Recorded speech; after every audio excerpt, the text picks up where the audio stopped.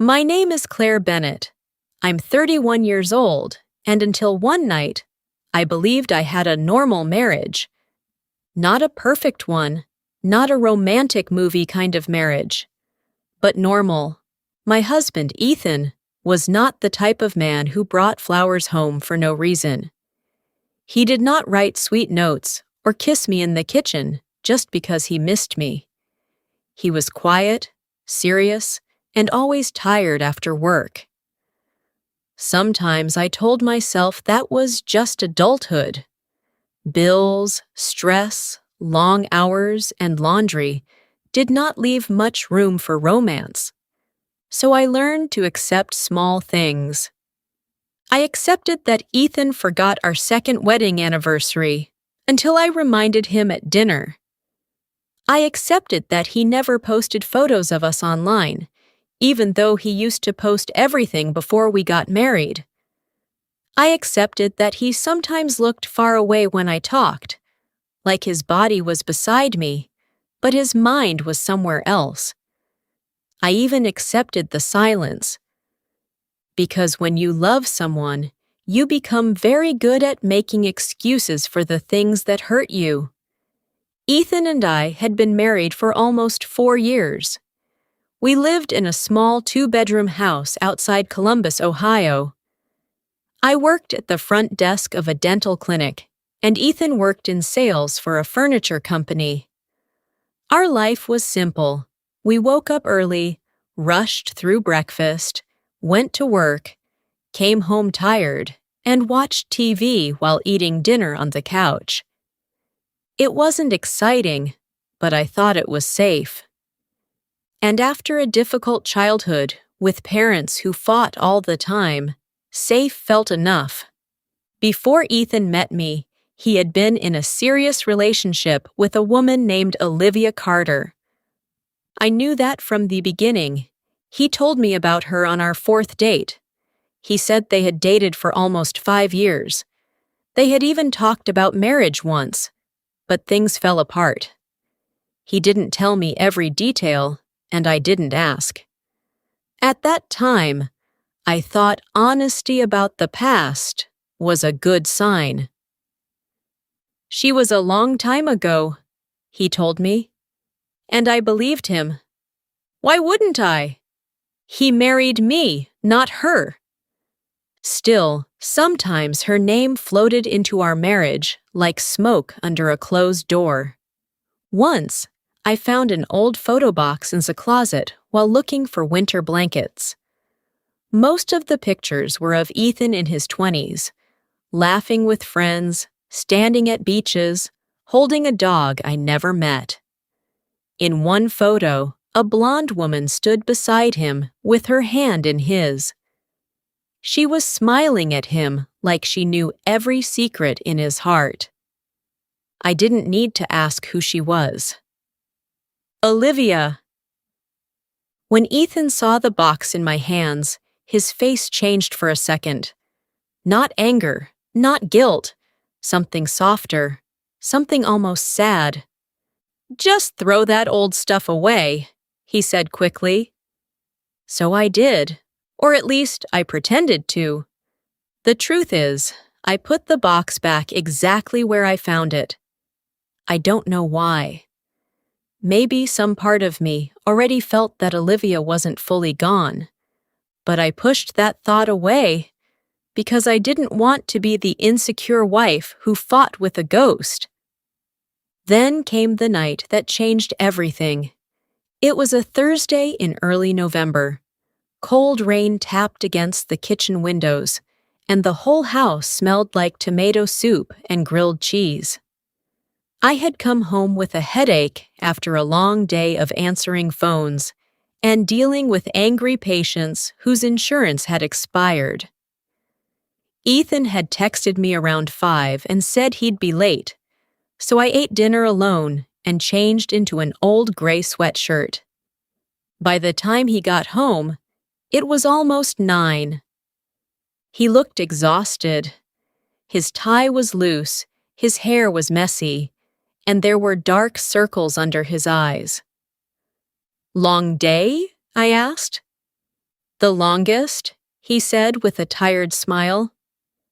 I poured him a bowl of soup, and we sat at the kitchen table instead of the couch. That was rare. Usually we ate in front of the TV, half watching crime shows and half scrolling through our phones. But that night, for some reason, we talked. Really talked. He told me about a difficult client at work. I told him one of the little boys at the clinic had called me the tooth lady and made me laugh all afternoon. Ethan actually laughed too. A real laugh. Warm and low. The kind I hadn't heard from him in weeks. Then he reached across the table and touched my hand. It was such a small thing, but it made my chest ache. I missed him, even when he was sitting right in front of me. After dinner, we washed the dishes together. I handed him the clean plates, and he dried them with a dish towel while I hummed softly to an old song playing from my phone. He came up behind me and wrapped his arms around my waist. I smiled. "Someone's being sweet tonight," I said. He rested his chin on my shoulder. "Maybe I've been stupid lately." I turned around to face him. "What do you mean?" He looked at me for a second, and his eyes softened.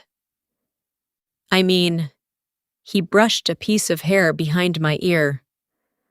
"I know I've been distant." The words hit me so hard, I almost cried right there in the kitchen, because he saw it. He knew. "I miss you," I whispered. "I know," he said. Then he pulled me closer. His hand moved gently over my cheek, and for one beautiful second, I felt hope. Real hope. Like maybe this was the beginning of something better. Maybe the hard season was ending. Maybe my husband was finally coming back to me. He looked into my eyes and said softly, "I'm sorry, Olivia." Everything inside me went still. The room, the rain, the music, my breathing. I just stared at him. Ethan's face went white. His hand dropped from my cheek like he had touched fire. "Claire," he said quickly. "Claire, I didn't mean—" But I couldn't hear the rest. There was a loud ringing in my ears, and my heart was pounding so hard it hurt. He had called me by his ex's name. Not in anger, not by accident in a random conversation, but in a quiet, tender moment, while holding my face like I was someone he loved. Or maybe someone he used to love. "Claire, listen to me," he said, stepping closer. "I'm tired, I'm stressed. It just slipped out." I took one step back, then another. My throat burned, but I forced the words out. "You called me Olivia!" It was a mistake. I looked at him, really looked at him, and suddenly I didn't know the man standing in my kitchen. Because mistakes like that don't come from nowhere. They come from memory. They come from longing. They come from a name that still lives too close to the heart. That night, I lay awake beside my husband, staring into the dark while he pretended to sleep. And for the first time in my marriage, I asked myself a question I was too afraid to hear the answer to. Had I ever really been the only woman in Ethan's heart? I did not sleep that night. I kept my eyes open and stared at the ceiling while the red numbers on the alarm clock changed slowly beside our bed. 11:48, 12:31, 1:07, 2:45. Every minute felt heavy. Ethan lay beside me, quiet and still, but I knew he wasn't asleep either. His breathing was wrong, too careful, too even. It was the breathing of a man pretending not to hear the sound of his wife's heart breaking next to him. I wanted to turn on the lamp and demand the truth right then. Why did you say her name? Do you still love her? When you touch me, do you see me? Or her? But I stayed silent because I was afraid. Afraid that if I asked, Ethan would tell me the truth, and afraid that if I asked, he would lie. The next morning, the house felt colder than usual. The November light coming through the kitchen window looked pale and weak. I stood at the counter making coffee while Ethan buttoned his shirt in the hallway mirror. Neither of us spoke. Finally, he cleared his throat. "Claire!" I didn't turn around. "It was a mistake," he said again. "I told you that." I poured coffee into my mug. My hand was shaking so badly, some of it spilled onto the counter. "You don't call your wife by another woman's name for no reason," I said quietly. He sighed. "You're making this bigger than it is." That sentence hurt almost as much as the name. Bigger than it is. Like I was the problem now. Like my pain was too loud, too dramatic, too inconvenient for his morning schedule. I turned and looked at him. "Then explain it to me." He rubbed his forehead. "I was tired. I had a stressful day. My brain mixed up a name, that's all." "After 4 years of marriage?" I asked. "After all this time, your brain still goes to her?" His jaw tightened. "Claire, I don't have time for this right now." And then he grabbed his keys and left. Just like that. No apology, no comfort, no real answer. Only the sound of the front door closing behind him. I stood alone in the kitchen with my coffee growing cold in my hands, and for the first time, something ugly began to grow inside me. Not anger, not yet. Doubt. The kind of doubt that changes the shape of every memory. That whole day at the clinic, I couldn't focus. Patients checked in, phones rang, children cried in the waiting room, but my mind kept going back to Ethan's face in the kitchen. The way his eyes widened. The way he panicked. The way he tried to make me feel foolish for being hurt. By lunchtime, I had a headache so strong I could barely read the appointment list in front of me. And then the memories started coming. Small things, strange things. Things I had ignored because love makes you ignore what doesn't fit the life you want. I remembered the bottle of perfume Ethan gave me last Christmas. It smelled sweet and floral, nothing like the clean citrus scents I always wore. When I told him it wasn't really my style, he looked surprised, almost confused, and said, "Really? I thought you'd love it." At the time, I laughed it off. Now I wondered if he had ever bought it for me at all. I remembered a restaurant he took me to on our anniversary 2 years ago. He had smiled when we walked in and said, "This place means a lot to me." I thought he meant because he was there with me. Now I wondered if he had once sat in that same booth across from Olivia. I remembered how Ethan always seemed distracted on special days. My birthday, our anniversary, Valentine's Day. It was like he was physically present, but emotionally far away, as if those dates carried a memory I was not part of. I even remembered the photo box in the closet. The look on his face when he saw Olivia's picture in my hand. It had not been the look of a man embarrassed by an old memory. It had been the look of a man who had never really buried it. By the time I got home that evening, my stomach was in knots. Ethan was already there, sitting on this couch in sweatpants, watching a basketball game like nothing had happened. Like he had not split my world in half with one word. I put my bag down by the door and stood in front of the TV. "We need to talk." He muted the game, but didn't look happy about it. "Claire, I already explained." "No," I said. "You avoided it." He let out a slow breath and leaned back against the couch. "What do you want me to say?" "The truth!" His eyes finally met mine. I crossed my arms, trying to hold myself together. "Are you still thinking about Olivia?" He looked away first. That tiny movement felt like a knife. "Claire, this is ridiculous." "Is it?" My voice shook.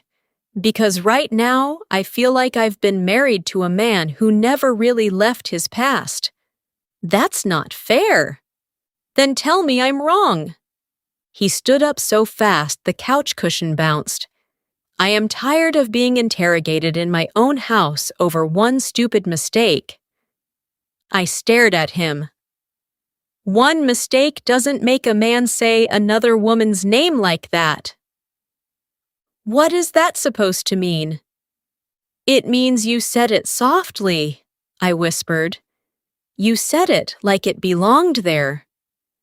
For 1 second, Ethan's face changed. And in that 1 second, I saw it. Not guilt, not confusion, recognition. Like he knew exactly what I meant. Like he knew I had touched the truth. He opened his mouth, but before he could speak, his phone buzzed on the coffee table between us. We both looked down. The screen lit up with a message preview. "Olivia. It was really good hearing your voice again." I stopped breathing. Ethan moved fast, grabbing the phone before I could pick it up. But it was too late. I had already seen enough. I looked at him, my whole body cold. "You talked to her?" I asked. He said nothing. And in that silence, I understood something terrible. Olivia was not just a memory in my husband's mind. She was back in his life. For a few seconds, neither of us moved. Ethan stood in front of me with his phone in his hand, and I stood there trying to breathe through the tight pain in my chest. The basketball game was still muted on the TV, the players running back and forth, in silence, but the room felt louder than ever. I could hear my own heartbeat, slow, hard, angry. "Claire?" Ethan said finally, his voice low, careful. "It's not what you think." I laughed. Not because anything was funny. It was the kind of laugh that comes out when your heart is breaking and your body doesn't know what else to do. "Then tell me what I'm supposed to think," I said, "because from where I'm standing, it looks like my husband called me by his ex's name and then secretly talked to her behind my back." He rubbed a hand over his face. "I didn't want you to find out like this." Those words hit me like ice water. Find out. Not there's nothing to find out. Not your misunderstanding. Not it's innocent. Find out. I felt my knees go weak, so I sat down on the armchair across from the couch before I fell. "How long?" I asked quietly. Ethan didn't answer right away. He kept looking at the phone in his hand, like it might save him. "How long, Ethan?" "A few weeks." I stared at him. "A few weeks," I repeated. "You've been talking to Olivia for a few weeks?" He nodded once. The room blurred for a second. I blinked hard, trying not to cry in front of him.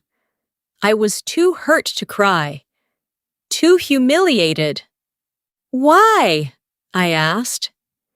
He sat down slowly on the edge of the couch. She called me first. I almost laughed again. Of course she did. And of course he answered. She moved back to Columbus, he said. She found my number through an old friend. She said she just wanted to talk, catch up, that's all. And you thought that was normal? I asked. You thought it was normal to hide that from your wife? I wasn't hiding it. Then why didn't you tell me? He opened his mouth, then closed it again. That was my answer. I pressed my nails into my palm so hard it hurt. I needed something stronger than heartbreak to focus on. What did you talk about? Nothing important. Don't lie to me. He looked up at me, tired and frustrated. We talked about work, her divorce, life, old friends. That's it. Her divorce. The words settled in my stomach like stones. So Olivia was single now, back in the same city, calling my husband. And my husband, the man who barely had energy to ask me about my day, somehow had enough energy to talk to her. I swallowed hard. Did you meet her? No. Did you want to? His silence answered before his mouth did. I looked away because I couldn't bear his face anymore. Oh my God, I whispered. Claire, it wasn't like that. Then what was it like? I snapped, looking back at him. Explain it to me, Ethan, because I am trying so hard to understand how a married man ends up saying his ex's name while touching his wife's face. He stood up and started pacing. I don't know, he said. I don't know what you want from me. The truth, I shouted. For once, just tell me the truth. He stopped walking. His shoulders dropped, and suddenly he looked older than 34. Tired, defeated, like a man who had spent too long carrying something ugly and finally knew he couldn't hide it anymore. When Olivia called, he said slowly, I thought I was over it. I really did. I felt my stomach twist. But hearing her voice again, he looked down at the floor. It brought everything back. Not because I wanted to leave you. Not because I don't care about you. I do, Claire. I love you. I stood up so fast the chair scraped loudly against the floor. No, I said. No, don't do that. Don't say you love me like that fixes this. I'm trying to explain. Then explain why I feel like I've been living with half a husband. He flinched. Good. I wanted him to feel something. You married me, I said, my voice shaking. You promised me a life, a future, a family. And all this time, was there a part of you still looking backward? Still wondering about her? Ethan's eyes filled with something I had never seen in them before. Shame. I thought it would go away, he said quietly. That was the moment my heart truly broke. Not when he said Olivia's name. Not when I saw her message on his phone. But right then. Because I understood. I was not the woman he had chosen with a whole heart. I was the woman he hoped would help him forget someone else. I took a step back from him, and tears finally filled my eyes. So that's what I was? I whispered. A way to move on? Claire. No, answer me. He ran both hands through his hair and looked like he wanted to disappear. I loved you, he said. I do love you.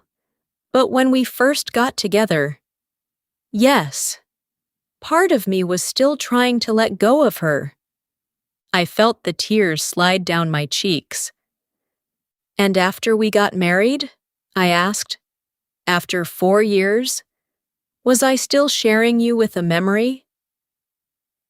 He didn't speak. He didn't have to. His silence said everything. I covered my mouth with my hand because a sob was trying to escape. All the nights I waited for him to notice I was lonely. All the anniversaries he forgot. All the moments he looked at me but seemed somewhere else. It had never been my imagination. I had been standing in the shadow of another woman the entire time. "When you looked at me," I asked, barely able to get the words out, "did you ever really see me?" Ethan's eyes were wet now too, but I didn't care. He took one step toward me. "Claire, please, did you?" He opened his mouth, then closed it. No answer. That was all I needed. I walked past him to our bedroom, pulled a small suitcase from the closet, and set it on the bed with shaking hands. "Claire, what are you doing?" I opened a drawer and started throwing clothes inside. "I can't stay here tonight," I said. "Please don't do this." I turned and looked at him through my tears. "No," I whispered. "Please don't ask me to sleep beside a man who made me feel like someone's replacement." Then I pulled off my wedding ring, placed it on the dresser, and left it there between us like the truth he could no longer hide. I spent that night at my older sister's apartment. Her name is Rachel, and she lived only 20 minutes away in a small brick building near downtown Columbus. I showed up at her door with red eyes, a half-packed suitcase, and a heart that felt too broken to carry. Rachel didn't ask many questions at first. She just opened her arms and held me while I cried against her shoulder like a child. That was the worst part of heartbreak. It makes you feel small, weak, like all the strength you spent years building can disappear in one night. Rachel made me tea, gave me one of her old t-shirts, and tucked a blanket around me on her couch. Around midnight, when my breathing finally calmed, she sat across from me and asked softly, "Do you want to tell me what happened?" So I did. I told her about Ethan saying Olivia's name. I told her about the message on his phone. I told her how he admitted that part of him had never really let go of his ex.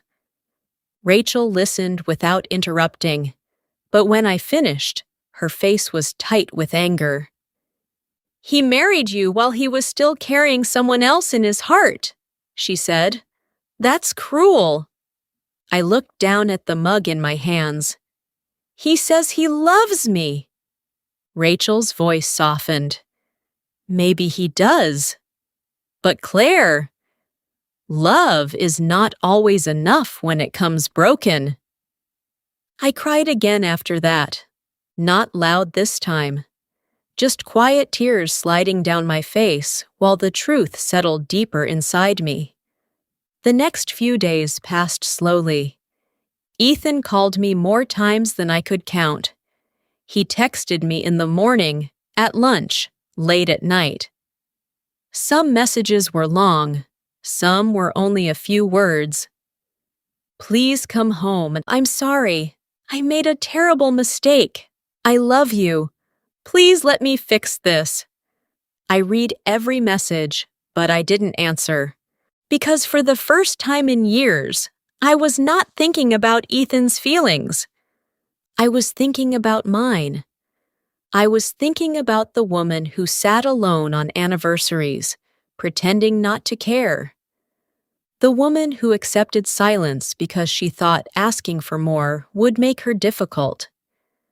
The woman who spent 4 years trying to be enough for a man who was still looking over his shoulder at the past. That woman was me. and I was tired of abandoning her. On the fourth day, Ethan came to Rachel's apartment. I almost didn't open the door when I saw him through the peephole. He looked terrible. His hair was messy, his eyes were red, and he wore the same navy jacket I bought him last Christmas. For 1 weak second, I wanted to run into his arms and let him tell me it would all be okay. But that was the old me. So I opened the door and stepped outside, closing it behind me. "What are you doing here?" I asked. He looked at me like he hadn't seen me in years. "Please talk to me." I crossed my arms against the cold. "You have 5 minutes." His face fell a little, but he nodded. "I ended it," he said quickly. "I blocked Olivia. I told her never to contact me again." I stared at him. He waited for relief on my face. There was none. "Claire, I know I messed up," he said. "I know I hurt you, but I swear to you, I never touched her. I never met her. I never planned to leave you." I looked at him for a long moment. Then I asked the question that had lived inside me ever since that night in our kitchen. "Did you love her more than you loved me?" Ethan's mouth opened, but no words came out. And there it was again. That silence, that hesitation, that terrible honest silence. I nodded slowly, like I had expected it all along. "Claire, it's not that simple." "Yes, it is," I said. "You may not have cheated on me physically, Ethan, but you cheated on me where it mattered most." His eyes filled with tears. "Please don't say that." "But it's true." My voice shook, but I kept going. "You let me build a life with a man who was never fully mine. You let me love you with my whole heart while part of yours still belonged to someone else." He reached for my hand, but I stepped back. "I was faithful to this marriage," I said. "Not just with my body, with my trust, with my hope. With every lonely night, I stayed and told myself things would get better." "Claire? And do you know what hurts the most?" I asked. "Not Olivia, not even the message. It's knowing that I kept blaming myself for the distance between us. I thought I wasn't interesting enough, pretty enough, exciting enough. I kept wondering what was wrong with me." Tears rolled down Ethan's face. "There was nothing wrong with you," he whispered. I gave him a sad smile. "I know that now." He looked shattered. "Then come home." Home. For years, that word meant Ethan. Our kitchen, our couch, our bed, the life we built together. But standing there on Rachel's front steps, I understood something important. A home should be the place where your heart feels safe, and my heart had never been safe with a man who loved me with one hand and held on to the past with the other. I took a slow breath. "I'm filing for divorce," I said. Ethan looked like I had hit him. "No." "Yes." "Claire, please, we can go to counseling. I'll do anything." I believed him. That was the sad part. I believed he was sorry. I believed he finally understood what he had destroyed. I believed he would try. But some truths come too late. Some apologies arrive after the damage has already changed you. I hope one day you become the kind of man who can love someone without comparing her to a memory, I said softly. But I can't stay and teach you how to do that with me. He covered his face with both hands. I turned toward the door. "Claire," he said, his voice breaking, "did you ever love me at all?" I stopped and looked back at him one last time. "With everything I had," I said. "That's why this hurts so much." Then I went inside and closed the door. 3 months later, I signed the divorce papers. It was not a happy day. It was not a dramatic day either. No screaming, no revenge, no final fight. Just a quiet ending to a love that had never been whole. I moved into a small apartment with yellow kitchen walls and 2 little closet space. I bought myself fresh flowers every Friday. I started taking long walks after work instead of rushing home to someone who made me feel lonely. Some nights I still cried. Some mornings I still missed him. Healing is not a straight road. But little by little, I found myself again. And I learned something I wish I had understood years earlier. The saddest kind of betrayal is not always another woman. Sometimes it is loving someone who never truly arrived in your life, because part of their heart was still living in the past.